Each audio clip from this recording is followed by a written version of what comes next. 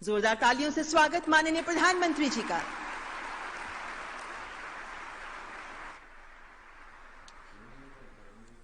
केंद्रीय मंत्रिमंडल के मेरे सहयोगी श्री पीयूष गोयल जी, हरदीप सिंह पुरी जी, श्री सोम प्रकाश जी, अनुप्रिया पटेल जी, अन्य जनप्रतिनिधि ने, अतिथिगण, देवी और सज्जनों, मैं दिल्ली के लोगों को, नोएडा गाजियाबाद के लोगों को, एनसीआर के लोगों को और देश भर से दिल्ली जिनको आने का अवसर मिलता है, उन सबको बहुत बहुत बधाई देता हूं।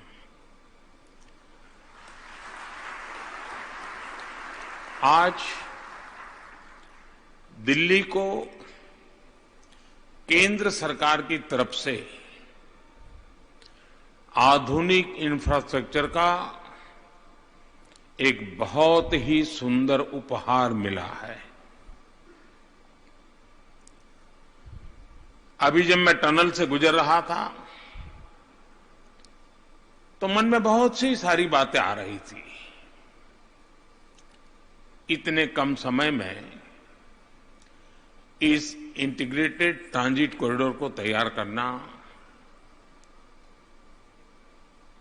जरा भी आसान नहीं था। जिन सड़कों के इर्द गिर्द ये कॉरिडोर बना है वो दिल्ली की सबसे व्यस्ततम सड़कों में से एक है। हर रोज लाखों गाड़ियां गुजरती हैं और ये जो टनल बनी है उसके ऊपर तो 7 रेलवे लाइंस गुजर रही है। इन सारी मुश्किलों के बीच कोरोना धमका, उसने नई परिस्थितियां पैदा की और हमारे देश में ऐसे कुछ भी काम करो तो जुडिशरी के दरवाजे खटखटाने वाले लोगों की भी कमी नहीं है। हर चीज में अड़ंगे डालने वाले होते ही है। अनेक मुसीबतें पैदा होती हैं देश को आगे ले जाने में। इस प्रोजेक्ट को भी वैसी कठिनाइयों से गुजरना पड़ा, लेकिन ये नया भारत है, समस्याओं का समाधान भी करता है, नए संकल्प भी लेता है और उन संकल्पों को सिद्ध करने के लिए अहरनिश प्रयास करता है।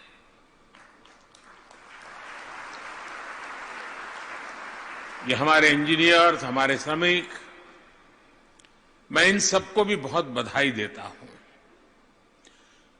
उन्होंने जिस जीवटता के साथ, परिश्रम के साथ और बहुत ही कोऑर्डिनेटेड एफर्ट्स के रूप में और एक प्रोजेक्ट मैनेजमेंट के उत्तम उदाहरण को प्रस्तुत करते हुए इस प्रोजेक्ट को पूरा किया है, जिन मेरे श्रमिक भाई बहनों ने अपना पसीना बहा है, वे सब, उन सबको मैं हृदय से बहुत बहुत बधाई देता हूं, उन सबका अभिनंदन करता हूं। ये integrated transit corridor Pragati Maidan प्रदर्शनी स्थल को 21वीं सदी की आवश्यकताओं के अनुसार ट्रांसफॉर्म करने का अभियान का हिस्सा है। दशकों पहले भारत की प्रगति को भारतीयों के सामर्थ्य, भारत के प्रोडक्ट्स, हमारी संस्कृति को शोकेस करने के लिए प्रगति मैदान निर्माण हुआ था। लेकिन उसके बाद भारत बहुत बदल गया, भारत का सामर्थ्य बदल गया, हमारी जरूरतें भी कई गुना बढ़ गई। लेकिन ये दुर्भाग्य है कि प्रगति मैदान की ज्यादा प्रगति नहीं हुई। वरना इस प्रगति मैदान की सबसे पहले प्रगति होनी चाहिए थी, वही छूट गया। 1.5 दशक पहले यहां सुविधाओं के विस्तार का प्लान बना तो था कागज पे, और एक फैशन तो होती है, घोषणा करो, कागज पे दिखा दो, दिया जला दो, फीता काट दो, अखबारों में हेडलाइन ले लो, और आप अपने काम पर, मैं मेरे काम पर, यही चलता रहा। देश की राजधानी में विश्व स्तरीय कार्यक्रमों के लिए स्टेट ऑफ द आर्ट सुविधाएं हो, एग्जीबिशन हॉल हो, और इसको ध्यान में रखते हुए आज देश के कई हिस्सों में इन बातों को ध्यान में रखते हुए भारत सरकार निरंतर काम कर रही है। हमारे इस दिल्ली में ही द्वारका में बन रहा international convention and expo centre और प्रगति मैदान में रीडेवलपमेंट प्रोजेक्ट, ये अपने आप में एक उदाहरण बनने वाले हैं। पिछले वर्ष मुझे यहां 4 प्रदर्शनी हॉल के उद्घाटन करने का अवसर मिला था, और आज कनेक्टिविटी की इस आधुनिक सुविधा को लोकार्पण हुआ है।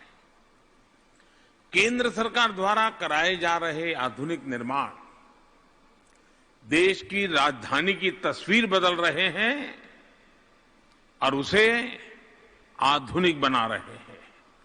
और ये तस्वीर बदलने के लिए सिर्फ नहीं है, ये तस्वीर इसलिए बदली जा रही है, वो तकदीर बदलने का भी एक माध्यम हो सकती है।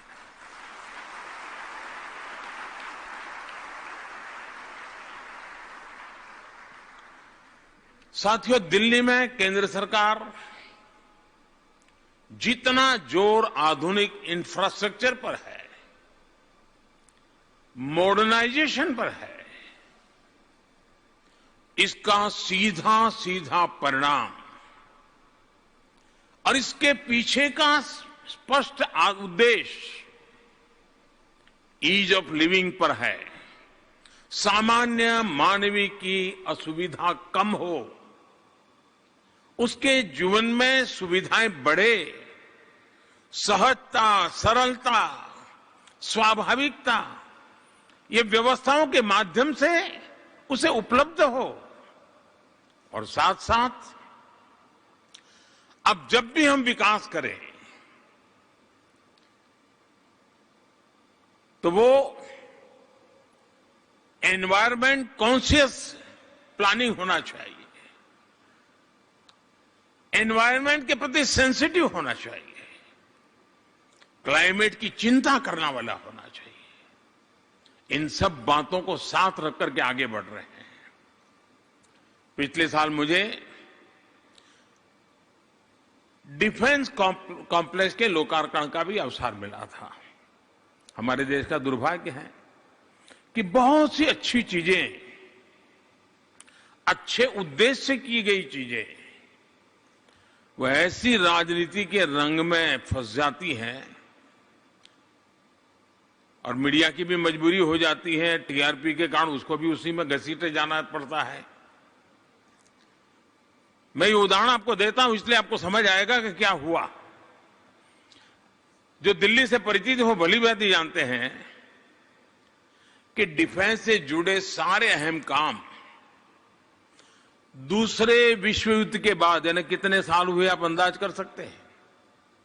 हमारे यहां राष्ट्रपति भवन के उस इलाके में कुछ हटमेंट्स बने हुए थे, छोटी छोटी झोपड़ी जैसा लगता था, आपने देखा होगा। सारे काम उसी में चलते थे, वो जर्जरित हो चुके थे और बहुत विशाल जमीन पर वो फैले हुए थे। उसके बाद सरकारें तो बहुत बनी,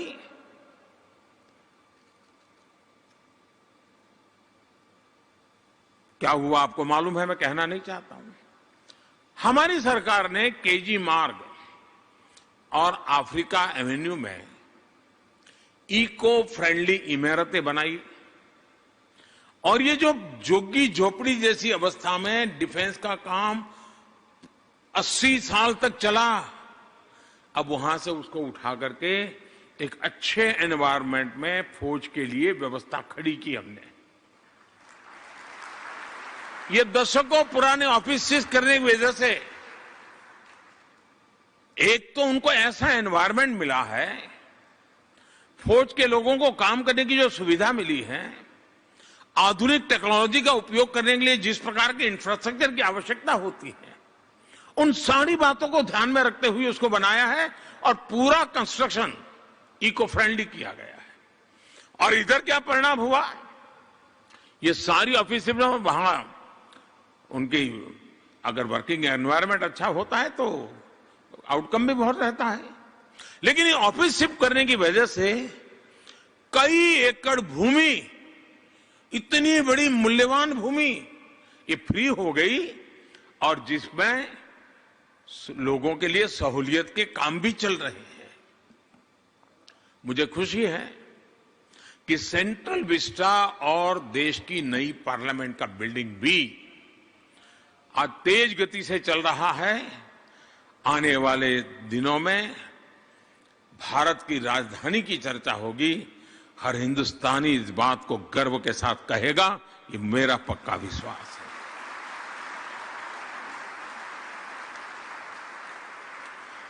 साथियों, ये जो इंटीग्रेटेड ट्रांजिट कॉरिडोर हमारी सरकार ने बनवाया है, उसमें भी आधुनिक इंफ्रास्ट्रक्चर और एनवायरनमेंट का यही विजन, यही तालमेल है। प्रगति मैदान के आसपास का ये पूरा क्षेत्र दिल्ली के सबसे व्यस्त क्षेत्रों में से एक है। सालों साल यहां लोगों को ट्रैफिक की गंभीर समस्या से जूझना पड़ा है। आईटीओ चौराहे पर कितनी अधिक दिक्कत आती रही है, ये हम सभी बहुत अच्छी तरह जानते हैं। और मेरे जब कार्यक्रम बनते हैं तो मैं 50 बार सोचता हूं, मेरे एसपीजी वगैरह को कहता हूं कि भाई या तो सुबह 5 बजे मुझे निकाल दो, लोगों को परेशानी न हो, या रात को देर से निकालो वहां से, दिन में मेहरबानी करके उस रास्ते से मत ले जाइए, लोग परेशान होते हैं। मैं जितना बच सकूं बचने की कोशिश खुद करता रहता हूं, लेकिन कभी कभी मजबूरियां हो जाती हैं। आज ये रचना के कारण ये जो 1.5 किलोमीटर से अधिक लंबी सुरंग बनी है, ये जो टनल बनी है, इससे पूर्वी दिल्ली, नोएडा और गाजियाबाद की तरफ से रोजाना आने जाने वाले हजारों साथियों को बहुत बड़ी राहत मिलेगी। इस इंटीग्रेटेड ट्रांजिट कॉरिडोर से दिल्ली के लोगों का समय बचेगा, गाड़ियों का ईंधन बचेगा।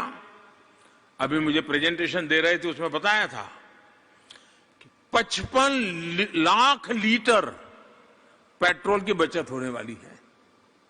यानी ये नागरिकों के जेब में पैसे बचने वाले हैं। अगर मैं किसी को 100 रुपए देने की घोषणा करूं तो मेरे देश में हेडलाइन बन जाती है, लेकिन मैं अगर ऐसी व्यवस्था करूं जिसके कारण उसके 200 रुपए बचते हैं, वो खबर नहीं बनती है, उसका महात्मा ही नहीं है, क्योंकि उसमें पॉलिटिकल माइलेज नहीं है। लेकिन देश का भला करना है तो हमने स्थायी व्यवस्थाओं को विकसित करते हुए जन सामान्य की सुविधा और उसका बोझ कम करने की दिशा में हम काम कर रहे हैं। अब ट्रैफिक जाम बचेगा, दिल्ली का पर्यावरण भी बचेगा। हम आराम से कह देते हैं टाइम इज मनी, बड़ी सरलता से कहते हैं। अब ये टनल बनने से कारण टाइम बचेगा तो कितना मनी बचेगा ये भी तो सोचना चाहिए। लेकिन कहावत के लिए टाइम इज मनी ठीक है, लेकिन यहां भारत सरकार की इस योजना से टाइम बच गया तो मनी बच गया, वो बताने के लिए कोई तैयार नहीं है। यानी हमने सोचने के तरीके को भी, हमारे पुरानी आदतें, पुराने बॉक्सेस में चीजें डाल डाल करके देखने के बजाय बाहर आने की जरूरत है। एक अनुमान है कि जितना इस कॉरिडोर की वजह से प्रदूषण कम होगा, वैसा करने के लिए, जैसा हमारे पीयूष भाई ने बताया, 5 लाख पेड़ से जो मदद मिलती है वो मदद इस टनल के कारण मिल जाने वाली है।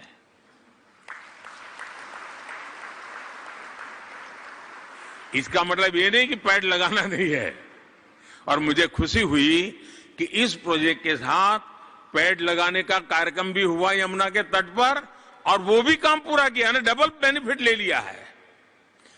हमारी सरकार नए पेड़ लगाने के साथ ही जिन वजहों से प्रदूषण बढ़ता है उसमें से कितनी कमी कर सकते हैं, टेक्नोलॉजी का उपयोग करके कैसे कर सकते हैं, उस दिशा में काम कर रहे हैं। अभी हाल ही में भारत ने पेट्रोल में 10% इथेनॉल की ब्लेंडिंग के लक्ष्य को प्राप्त किया है। ये बहुत बड़ा अचीवमेंट है जी। भारत की रिक्वायरमेंट का 10% इथेनॉल, गन्ने से बना हुआ, वेस्टेज में से बना हुआ इथेनॉल आज हमारी गाड़ियां दौड़ा रहा है, हमारी गति को ताकत दे रहा है। और ये भी काम हमने, हमारा जो टारगेटेड टाइमिंग था उससे भी पहले कर दिया, कई महीने पहले पूरा कर दिया। पेट्रोल में इथेनॉल ब्लेंडिंग का यह अभियान हमारे प्रदूषण कम करता है, हमारे किसान की आय को भी मदद करता है, क्योंकि उसका जो वेस्ट है वो यहां से बेस्ट उपयोग में आ रहा है। साथियों, दिल्ली एनसीआर की समस्याओं के समाधान के लिए बीते 8 सालों में हमने अभूतपूर्व कदम उठाए हैं। बीते 8 सालों में दिल्ली एनसीआर में मेट्रो सेवा का दायरा 193 किलोमीटर से करीब 400 किलोमीटर तक पहुंच चुका है, डबल से भी ज्यादा।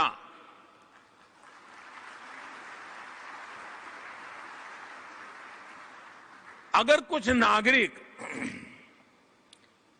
व्रत ले लें कि मैं कम से कम 10% मेरा जो ट्रैवलिंग के लिए अब व्हीकल का उपयोग करता हूं, मैं 10% मेट्रो का उपयोग करूंगा। हो सकता है मेट्रो पे थोड़ा भीड़ बढ़ेगी, लेकिन इतना छोटा सा कर्तव्य भी हमारे दिल्ली की जिंदगी को कितनी मदद कर सकता है, और एक नागरिक के साथ एक कर्तव्य भाव का आनंद कितना मिल सकता है, वो भी एक अनुभव का विषय है। और कभी कभार सामान्य जनों के बीच में जाकर के ट्रैवल करने का भी एक अलग आनंद होता है। उनकी जिंदगी को जानने समझने का उन 5-10 मिनट में भी थोड़ा सा अवसर मिल जाता है। यानी मल्टीपल बेनिफिट है। और अगर मेट्रो में पैसेंजर की संख्या जरा ज्यादा रही तो इकोनॉमिकली भी वायबल बनेगा। हम सब मिलकर के चीजें चलाएंगे तो कितना बड़ा फायदा होगा। देखिए, दिल्ली एनसीआर में मेट्रो के बढ़ते नेटवर्क की वजह से हजारों गाड़ियां अब सड़कों पर कम चल रही है, वो ज्यादा हो सकती है, और इससे भी प्रदूषण कम करने में बहुत मदद मिली है। ईस्टर्न और वेस्टर्न पेरिफेरल एक्सप्रेसवे वे भी दिल्ली को बहुत राहत मिली है। हजारों ट्रक सीधी सीधी बाहर से निकल जाती है। दिल्ली की इंटरस्टेट कनेक्टिविटी पर अभूतपूर्व स्केल, अभूतपूर्व स्पीड आज पहचान बन चुका है काम का। अब देखिए, दिल्ली मेरठ एक्सप्रेसवे ने दिल्ली मेरठ के बीच की दूरी को सिर्फ 1 घंटे भर में पहुंचा दिया है। पहले के किसी लोग जो हरिद्वार ऋषिकेश जाने की आदत रखते थे और देहरादून जाने की आदत रखते थे, 8-8, 9-9 घंटे लगते थे। आज 4 घंटे, 4.5 घंटे में आप वहां पहुंच जाते हैं दिल्ली से निकल करके। और समय की ताकत क्या होती है। मैं अभी काशी रेलवे स्टेशन पे गया था, वहां का सांसद हूं तो जरा, और वहां भी लोगों को तकलीफ ना हो तो रात को 1-1:30 बजे चला जाता हूं। तो मैं काशी रेलवे स्टेशन पर गया, मैंने कहा देखूं क्या क्या व्यवस्था है नागरिकों के लिए। तो सब देख रहा था। फिर मैं वहां के जो रेलवे का काम देखते थे उन लोगों से मैंने पूछा कि ट्रैफिक के संबंध में, ट्रेनों के संबंध में। तो उन्होंने मुझे बताया कि साहब यहां वंदे भारत ट्रेन उसकी डिमांड बहुत है। मैंने कहा भाई वो तो थोड़ा महंगी भी है।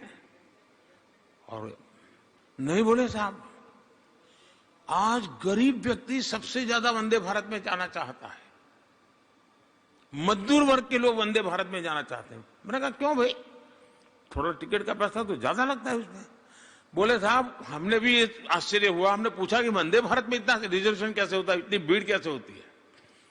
तो उन्होंने पैसेंजर से पूछा, उन्होंने कहा देखिए भाई आपके वंदे भारत ट्रेन में हमें सामान रखने की जगह बहुत मिलती है, और गरीब आदमी है अपने घर से खाना उठा करके ले आता है, तो वो जगह मिल जाती है। और दूसरा उसने कहा कि हमारे 3-4 घंटे हम जल्दी पहुंचते हैं तो उतने घंटे हमको काम तुरंत करना मिल जाता है, तो कमाई शुरू हो जाती है हमारी। अब देखिए सामान्य मानवी की सोचने का तरीका कितना बदला है, और हम पुरानी सोच से कहते रहेंगे देखो वंदे भारत ट्रेन ले आए, महंगी ट्रेन ले आए। लोगों की सोच के साथ जो डिस्कनेक्टेड है, इनको पता ही नहीं चल रहा है बदलाव कैसे आ रहा है। और मेरे लिए प्रसन्नता का विषय था कि एक बदलाव हिंदुस्तान का सामान्य मानवी किसको ऐसे को कैसे अडॉप्ट कर रहा है। अब आज देखिए Delhi Mumbai expressway, Delhi Dehradun expressway, Delhi Amritsar expressway, Delhi Chandigarh expressway, Delhi Jaipur expressway, कितने प्रोजेक्ट्स भारत की राजधानी को दुनिया की सबसे बेहतर कनेक्टेड राजधानियों में से एक बनाने का सामर्थ्य रखते हैं। और जब ये काम पूरा होगा तब बनेगा।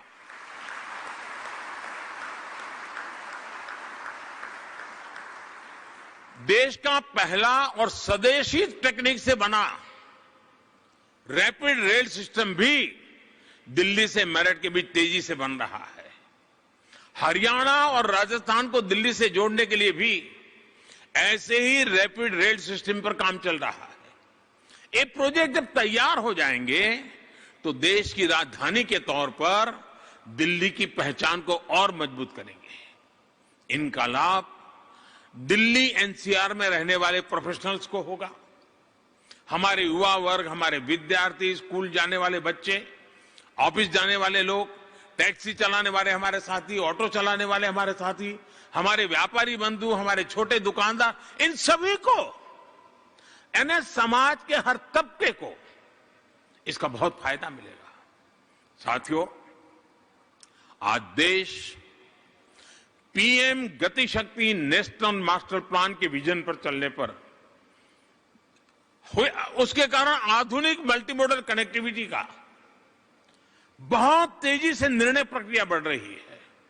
मैं अभी धर्मशाला में था, देश के सभी राज्यों के मुख्य सचिवों से मेरा मिलना हुआ, और मेरे लिए इतना सुखद आश्चर्य था जब राज्यों के मुख्य सचिव ने गति शक्ति का महात्म्य जिस प्रकार उन्होंने समझा, जिस प्रकार से उन्होंने उपयोग किया है, और बड़े से बड़े प्रोजेक्ट का प्लानिंग वो बता रहे थे कि साहब जिस काम में हमें 6-6 महीने लगते थे, इस गति शक्ति की टेक्निकल व्यवस्था के कारण, कोऑर्डिनेशन के कारण, प्रोजेक्ट ओरिएंटेड अप्रोच के कारण 6 महीने का काम 6 दिन में होने लगा है।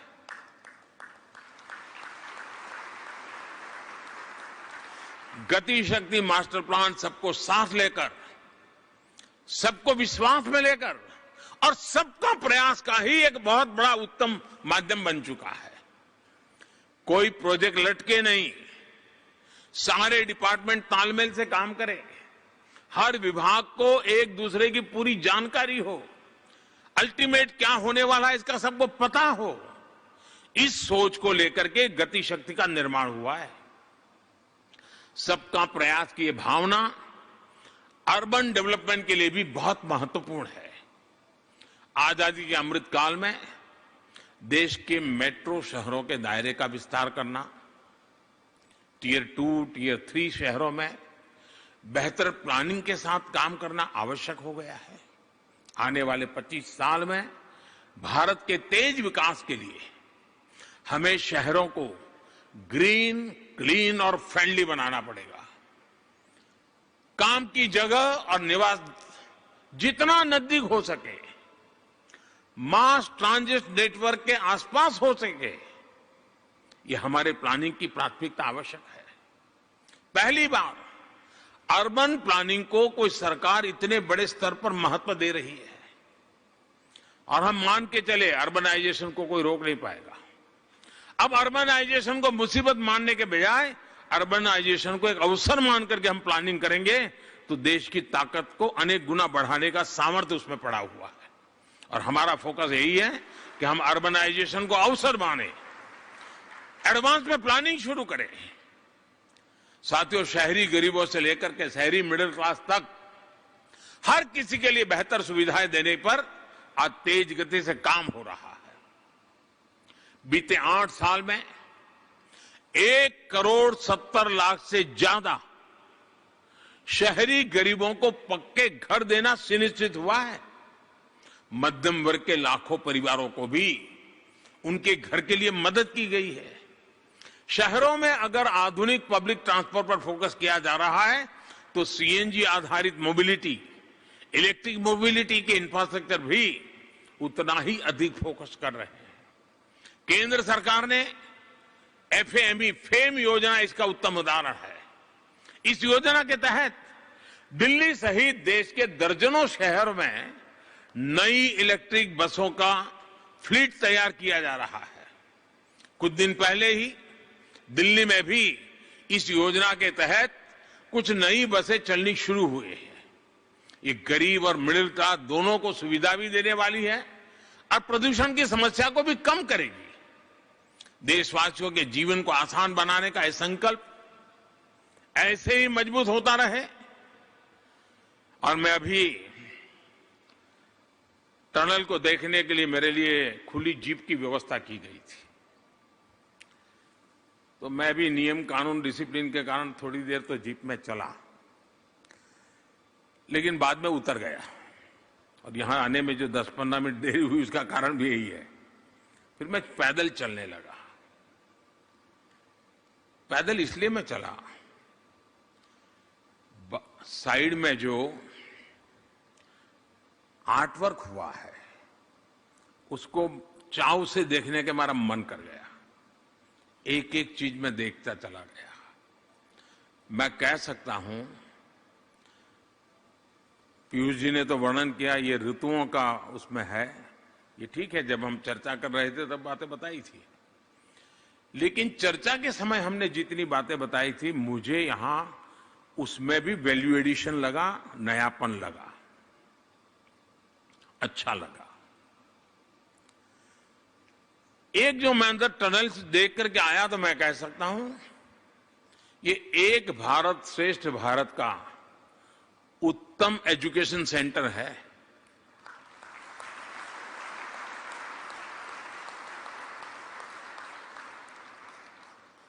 मैं नहीं जानता हूं दुनिया में कहां क्या होगा, लेकिन ये देखने के बाद मैं कह सकता हूं शायद टनल के अंदर कहीं पर भी इतनी लंबी आर्ट गैलरी नहीं होगी, इतनी बड़ी लंबी आर्ट गैलरी बन गई है। भारत को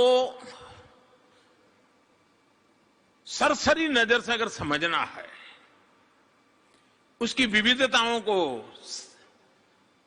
उसके उमंग उत्साह की पलों को पाना हो तो ये टनल की यात्रा करके कोई आएगा, वो विदेशी होगा तो भी वो महसूस करेगा, अच्छा नागालैंड ऐसा है, केरल ऐसा है, जम्मू कश्मीर ऐसा है। यानी इतनी विविधताओं से भरी हुआ वो आर्ट वर्क है और वो भी हाथों से तैयार किया हुआ काम है। ये सब देखने के बाद मैंने जो भाषण दिया अब तक, उससे मैं थोड़ा विपरीत सुझाव देना चाहता हूं। मैं नहीं जानता हूं एक्सपर्ट लोग मेरे इस सुझाव को कैसा लेंगे। मेरा सुझाव है, वैसे भी संडे को थोड़ा ट्रैफिक कम होता है, क्या संडे 4-6 घंटे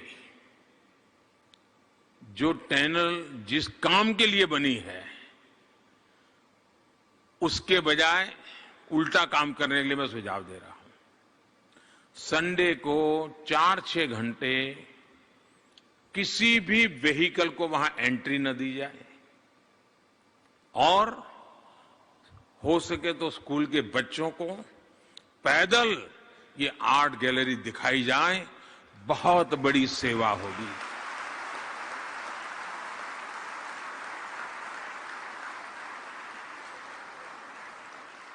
और मैं तो कहूंगा विदेश मंत्रालय को कि सबसे पहले यहां जो एम्बेसडर्स हैं, उनके मिशन हैं, सारे मिशन के लोगों को ले जाइए और उस टनल में पदयात्रा कराइए। वहां जाते ही पता चला, हाँ ये गांधी जी आए, पता चलेगा हाँ ये कुछ भगवान कृष्ण से जुड़ी हुई कोई चीज है। यहां देखते ही पता, हाँ ये असम के नृत्य दिख रहे हैं। इसके साथ साथ अच्छी टेक्नोलॉजिकली ऑटो पायलट ईयरफोन के द्वारा गाइड की व्यवस्था भी हो सकती है। और कभी कभार तो भले कम क्यों न, 10 पैसा क्यों न हो, लेकिन टिकट करके लोगों को भेजेंगे तो उसको फालतू लोगों का जाना आना भी बंद हो जाएगा और सही तरीके से उपयोग होगा, उसका काउंटिंग भी होगा।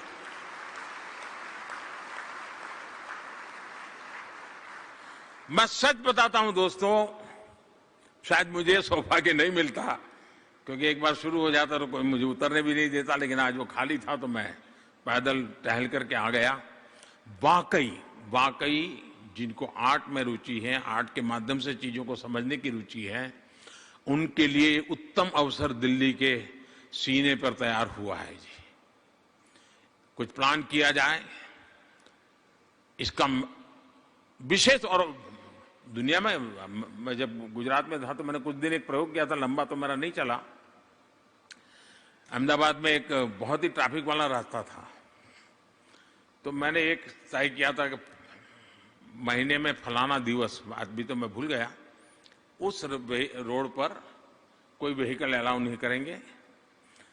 वो रोड बच्चों के लिए होगा, एवरी चाइल्ड मैटर्स। वो बच्चे उस पर क्रिकेट खेलना है तो उसको लगना चाहिए, मेरी भी तो इस शहर में कोई औकात है, उसको लगना चाहिए।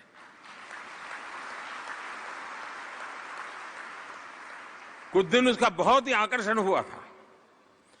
जो रोड भरा भरा रहता था, वो बच्चों को खेलने का मौका मिले उनके, तो उनका मन भर जाता है। मैं मानता हूं सप्ताह में एक दिन जब ट्रैफिक कम होता है, हो सकता है संडे मिल जाए, 4-6 घंटे इसको प्योरली पैदल चलने के लिए एक बड़े अभियान के रूप में चलाया जाए। और वीआईपी लोग पैदल चले। मैं तो कहूंगा जब पार्लियामेंट शुरू होगी तो मैं सब एमपीज को कहूंगा कि परिवार के साथ अगर ये योजना बनती है तो जरा पैदल टहल करके आ जाइए। और इसकी शुरुआत करनी है तो जो आर्ट क्रिटिक राइटर्स होते हैं, मीडिया के आर्ट क्रिटिक जो राइटर्स होते हैं, उनको एक दिन स्पेशल कार्यक्रम करके ले जाइए। मैं पक्का मानता हूं वो कुछ तो अच्छा लिखेंगे ही लिखेंगे। इस बात को सही ढंग से पहुंचाने के लिए अच्छा काम हुआ है जी, इसका हम उपयोग करें। साथियों, दिल्ली के आसपास जो ये कनेक्टिविटी बन रही है, वो सिर्फ जाने आने की सुविधा हम न सोचे, जैसे दिल्ली, नोएडा, गाजियाबाद, इन सब के लोगों के साथियों सुविधा मिली है, लेकिन इसका एक बहुत बड़ा लाभ होता है, अर्बन बर्डन कम करता है। अगर उसको आने जाने की सुविधा मिल जाए तो सोचता है दिल्ली में इतना महंगा जीवन जीने के बजाय मैं गाजियाबाद में रहूंगा, मैं मेरठ में रहूंगा, जरूरत पड़ी चला आ जाऊंगा, पहले की तुलना में तो आधे घंटे में पहुंच जाता हूं। यानी दिल्ली का बर्डन कम करने का सबसे बड़ा काम ये जो कनेक्टिविटी दी जा रही है और जिसके पीछे भारत सरकार इतना धन खर्च कर रही है, वो दिल्ली के बोझ को कम करने का बहुत बड़ा काम कर रही है।